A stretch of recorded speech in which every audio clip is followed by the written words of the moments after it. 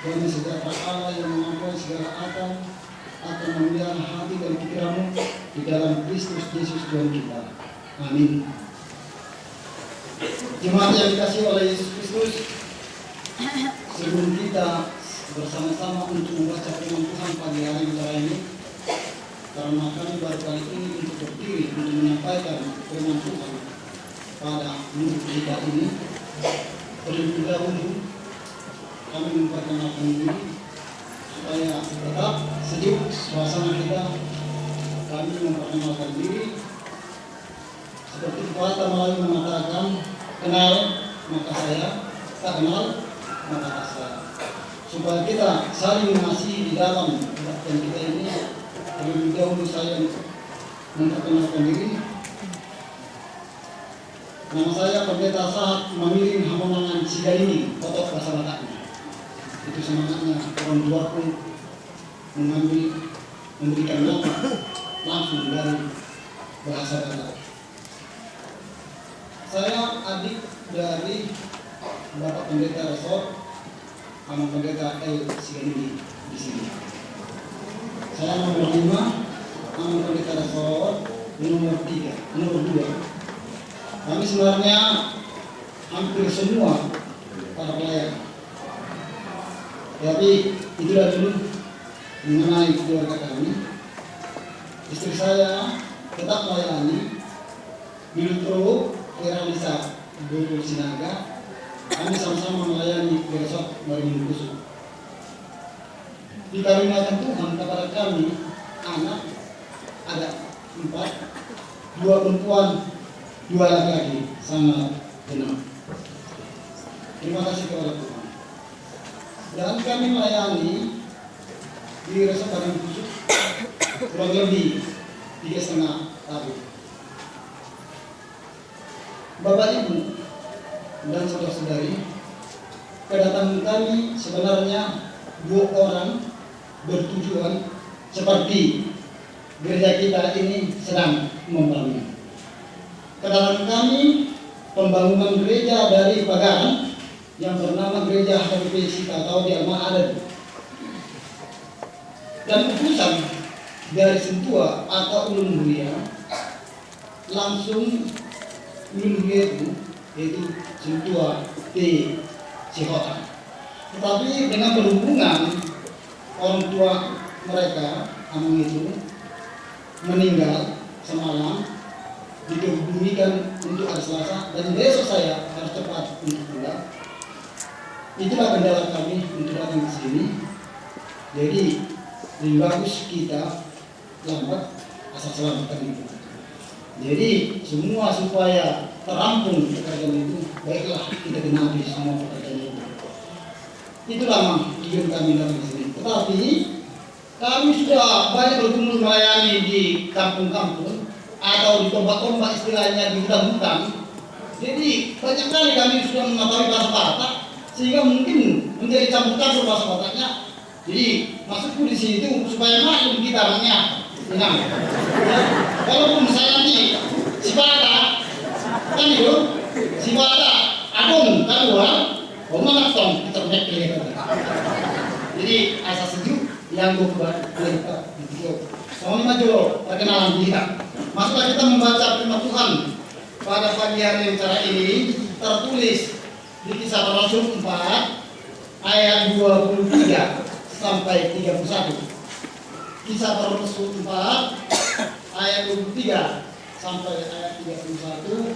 Biasanya kami Amang dan saudara-saudari membaca firman Tuhan dengan melalui respon saja. Jadi supaya kita proaktif, kita bacalah dengan melalui dengan respon saja. Mulai dengan doa jemaat. Sesudah dilepaskan, pergilah Petrus dan Yohanes kepada teman-teman mereka, lalu mereka menceritakan segala sesuatu yang dikatakan imam-imam kepada dan tua-tua kepada mereka.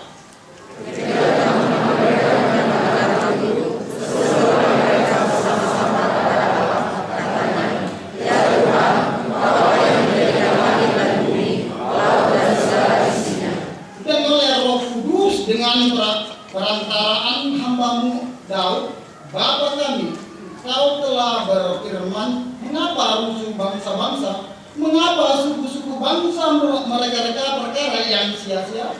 Raja-raja yang sia-sia dan para pengusaha berkumpul untuk melawan Tuhan dan yang firman-Nya. Sebab sesungguhnya telah berkumpul di dalam kota ini Herodes dan Pilatus, Pontius Pilatus beserta bangsa-bangsa dan suku-suku bangsa Israel melawan Yesus, hambamu yang kudus, yang engkau urapi. Untuk melaksanakan segala sesuatu yang telah mau Tuhan dan semua oleh kuasa dan kehendak. Dan sekarang ya Tuhan, lihatlah bagaimana mereka mengancam kami, dan berikanlah kepada hamba-hambamu keberanian untuk memberitakan firman-Mu. Ulurkanlah tanganmu untuk menyembuhkan orang dan adakanlah tanda-tanda dan mujizat-mujizat oleh nama Yesus, hamba-Mu yang kudus. Dan ketika mereka sedang berdoa, goyanglah tempat mereka berkumpul itu, dan mereka semua penuh dengan Roh Kudus. Lalu mereka memberitakan firman Allah dengan bersama. Demikianlah firman Tuhan. Jemaat yang dikasihi oleh Yesus Kristus, yang menjadi topik minggu kita pada hari yang cerah ini, kita diajak untuk memberitakan firman Tuhan kepada bangsa yang tidak beriman.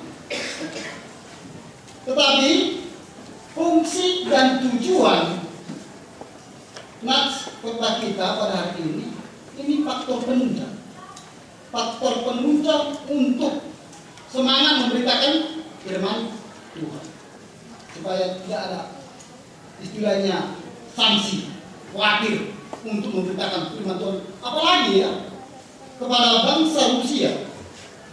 Bangsa Rusia orang yang ateis, yang peduli dengan komunis, dan pintar-pintar mereka, knowledge, ilmu pengetahuan yang tinggi ada pada mereka, sehingga sangat sulit untuk menyadari mereka yang tidak percaya kepada Tuhan untuk diberitakan kepada mereka. Itu sangat sulit.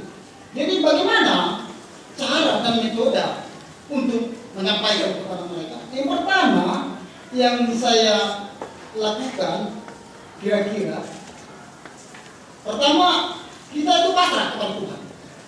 Pasrah kepada Tuhan supaya Tuhan memproses sendiri, supaya kita tetap eksis, selamat untuk mengabarkan firman Tuhan kepada orang-orang yang penuh dengan kebintangan.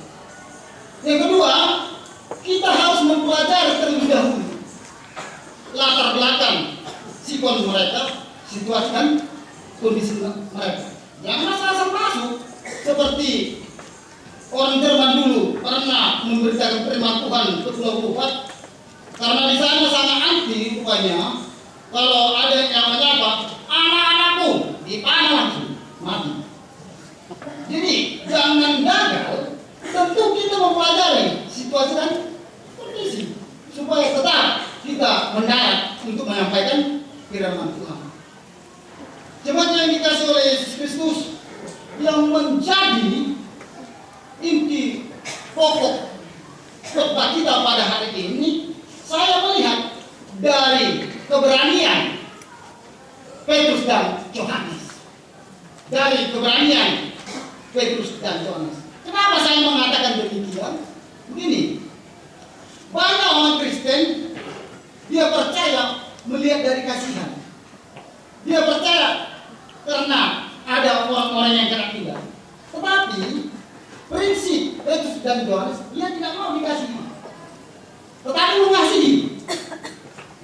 Jadi dengan penuh kasih dia, tetap dia semangat, berani untuk memberitakan firman Tuhan kepada Pontius Pilatus, kepada orang-orang Yahudi, imam-imam dan orang Sadusi.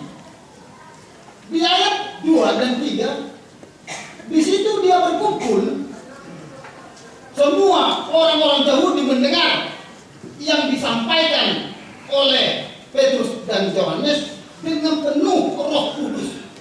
Tetapi dengan bilangan yang banyak itu membuat orang-orang imam dan para pekerja-pekerja di bait suci menjadi cemburu dengan gerakan pekabaran Injil yang dilakukan oleh Petrus dan Yohanes.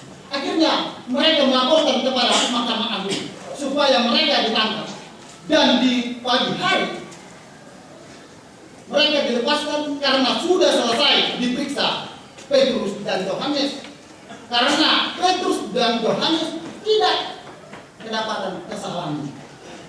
Jadi yang kita lihat di situ, dengan keberanian si Petrus dan Yohanes, tentulah ada sumber yang dia pegang, yang dia ketahui bahwasanya Tuhan adalah memberikan kunci kerajaan sorga kepada Petrus dan Yohanes. Tuhan Yesus sendiri yang memberikan kepada Petrus pada waktu bersama-sama Petrus dan Yesus. Yesus bertanya kepada Petrus, "Petrus, siapakah aku di hadapan?" Petrus menjawab, "Mesias itu nyata, Kristus itu nyata. Kalau demikian, pada hari ini kamu menjadikan namamu Petra, batu mama." Artinya, dengan imanmu yang teguh seperti batu mama, tentu kamu tidak ada kekhawatiranmu dalam melakukan pekabaran Injil. Tertulis itu di Matius 16 ayat 16 sampai 19. Di ayat 19, Yesus mengatakan kepada Petrus, "Pada hari ini aku memberikan kepadamu kunci kerajaan surga." Begitu bangga menerima. Itu sebabnya dengan kebanggaannya dia semakin berani untuk memberitakan firman. Jemaat yang dikasihi oleh Yesus Kristus, kalau beraninya rupanya si Petrus dan Yohanes, kita ini kan sudah lebih dalam mengerti firman Tuhan. Karena kita sudah 20 tahun, bahkan HKBP sudah berdiri 152 tahun. Berarti tentu lebih berurat mengenai iman kita, dasar-dasar kekuatan iman kita. Tentu lebih banyak lagi kita untuk mengetahui tentang firman Tuhan dibandingkan Petrus. Karena Petrus dan Yesus bersama-sama waktu melayani hanya lebih kurang 3 tahun. Bayangkan kita lah, lebih kurang 3 tahun. Tentu sangat singkat. Nah, bagaimana kita yang mulai dari opung-opung kita, nenek moyang kita di Tapanuli, tentu kita sudah menjadi Kristen. Karena umur HKBP sudah 152 tahun. Tentu kita sudah semakin lebih matang dibandingkan itu.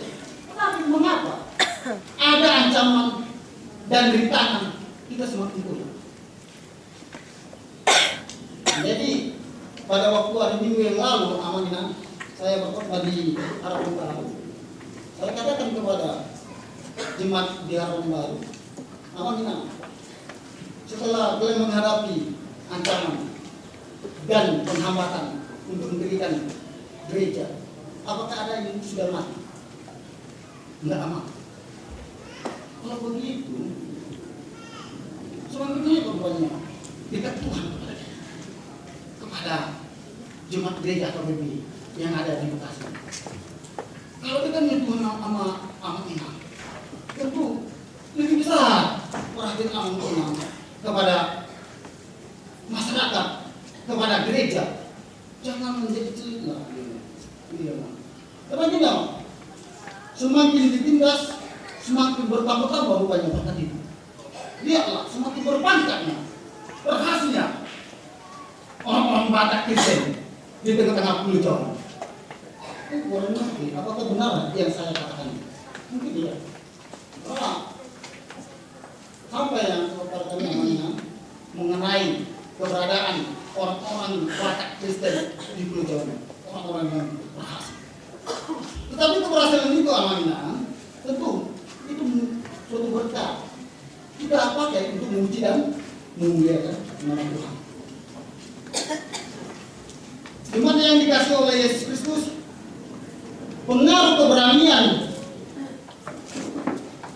si Petrus dan si Yohanes tentu ada kekhawatiran dari para imam dan pentua penjaga bait suci dan orang-orang Saduki. Mengapa?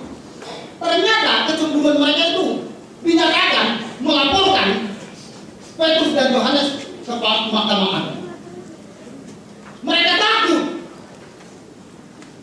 digarap oleh Petrus dan Yohanes jemaat-jemaat, sehingga mereka menyatu untuk melaporkan Petrus dan Yohanes agar supaya dihambati kegiatan untuk mengajarkan mengenai Yesus sebagai Guru.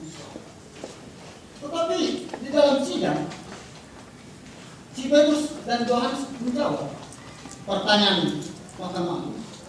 Kalau masalah penghambatan, yang ada dulu kalian larang kami untuk memberitakan firman Tuhan ke tengah-tengah jemaat jauh.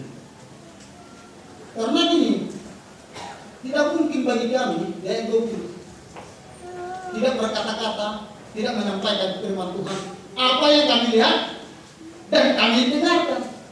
Nyatai teman kami ya Yesus pada waktu Yesus bersama-sama dengan kami. Karena kalian bunuhnya Yesus sehingga kami menjadi begini. Tetapi kesalahan Yesus yang diurapi itu tidak ada kesalahannya, tetapi dengan kejahatanmu menjadi dia dibunuh.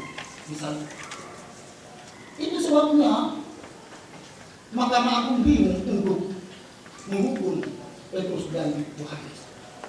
Jemaat yang dikasih oleh Yesus Kristus, setelah lepas Petrus dan Yohanes, dia bersyukur bersama-sama dengan teman-temannya, lebih kurang 5.000 laki-laki yang sudah dilayani dia menjadi percaya, untuk meminta kepada Tuhan supaya diberikan lagi lebih berani untuk memberitakan firman Tuhan, karena sudah ada ancaman yang dihambati oleh para imam-imam.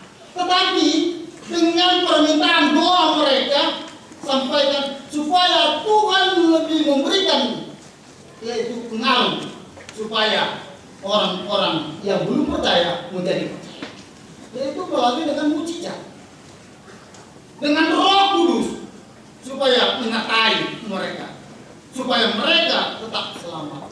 Itu yang disampaikan para Petrus dan Yohanes dan orang-orang yang percaya. Akhirnya Tuhan mendengarkan dan Tuhan memberkati melalui dengan iman yang dikasih oleh Yesus Kristus.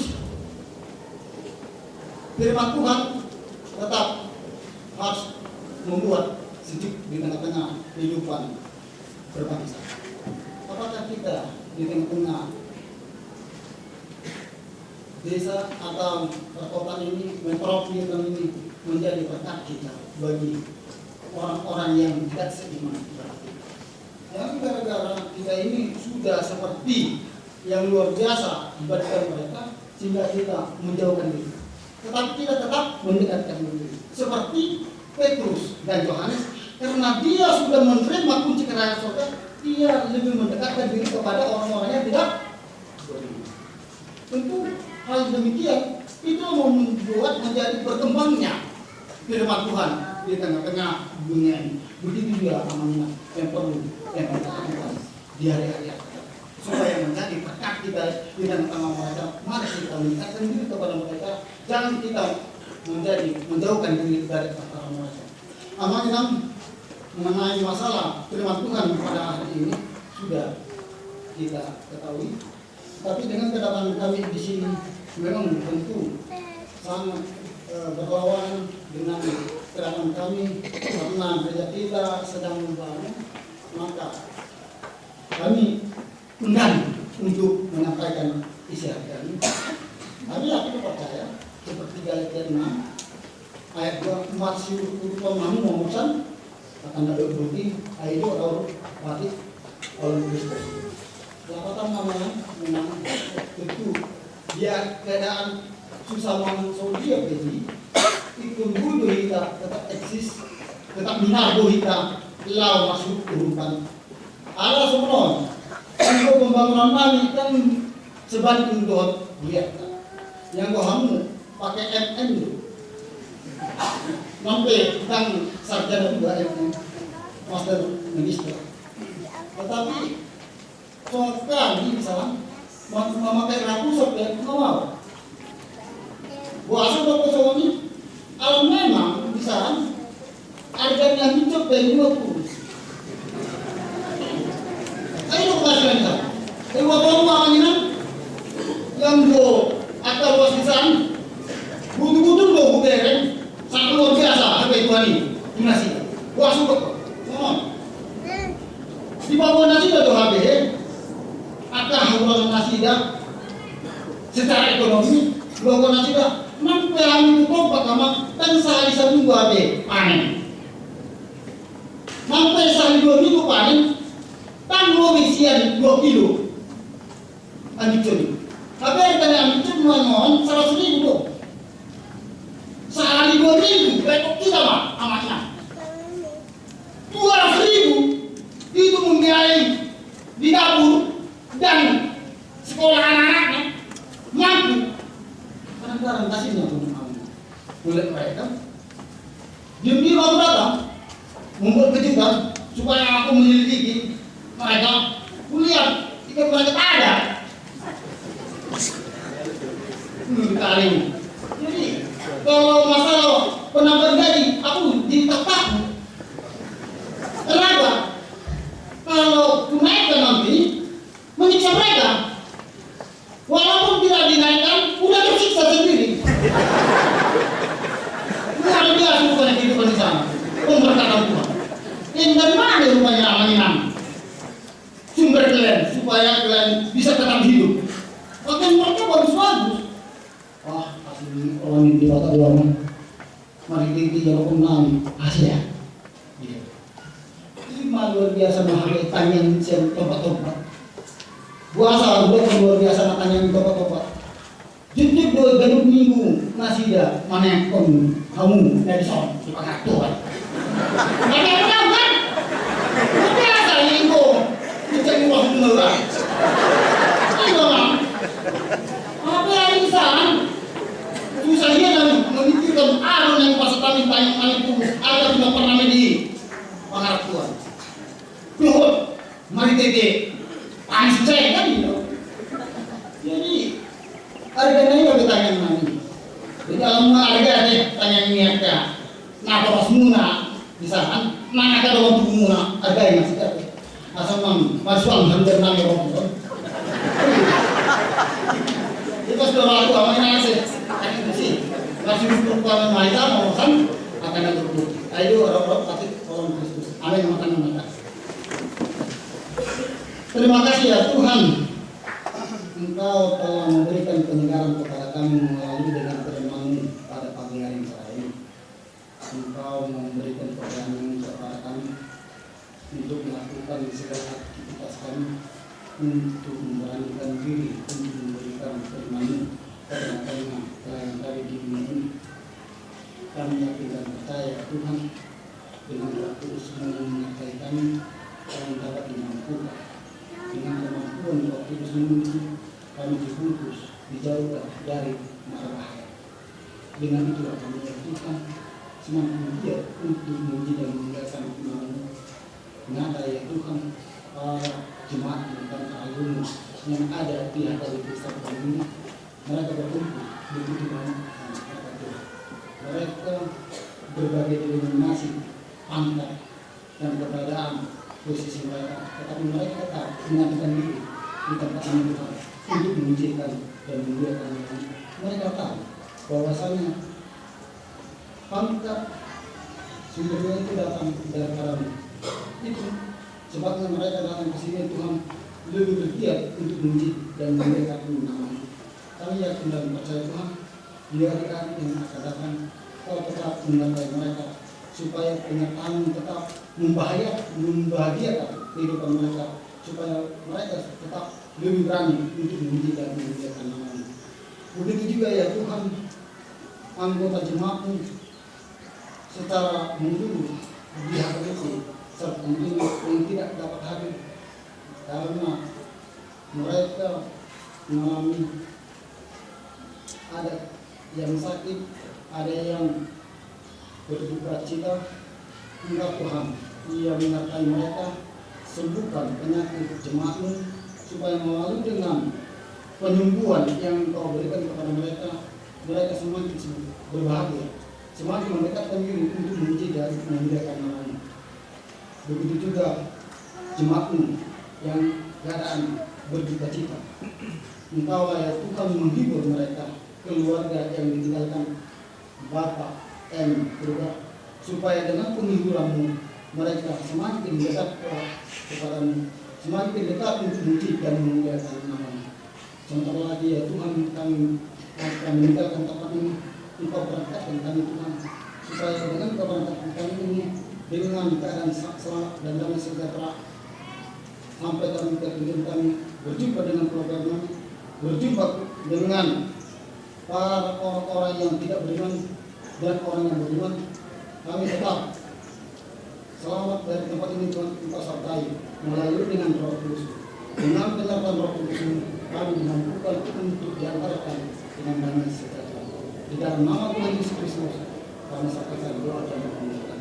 Amin.